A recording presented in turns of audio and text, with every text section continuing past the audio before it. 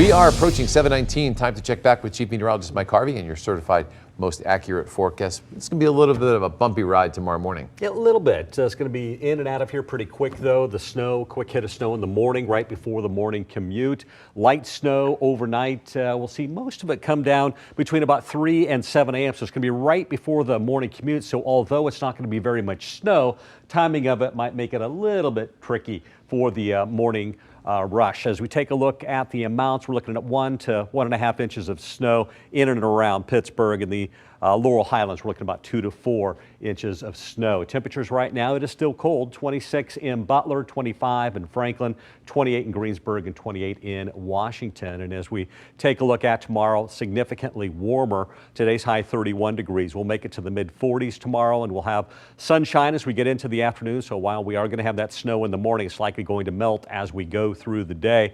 And then taking a look at the next 4 days, we're looking at 44 on Wednesday for the impact day, then 41 on Thursday, 50 on Friday, and 55 on Saturday. Each of those days we're going to have mostly sunny skies to partly cloudy skies, Friday being the best for sunshine, 50 degrees and just a couple clouds around on Saturday. So a great start to the weekend, 55 and mostly sunny to partly cloudy skies.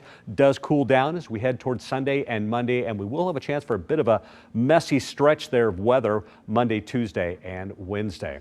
We do have the clouds that have just reemerged and pushed across the region, and we may have just a little bit of snow that's going to come in about an hour or so. That's kind of the preliminary snow. The bulk of it is back here moving across Lake Michigan at this hour. Lake Huron, that's going to continue to move in our direction. By the time we get to about 11:30, we'll start to see a little snow, but really it's in the morning hours, 3, 4 o'clock. We'll see the bulk of that snow move through. Again, it's not going to amount to a lot of snow on the ground, but some right before the morning commute.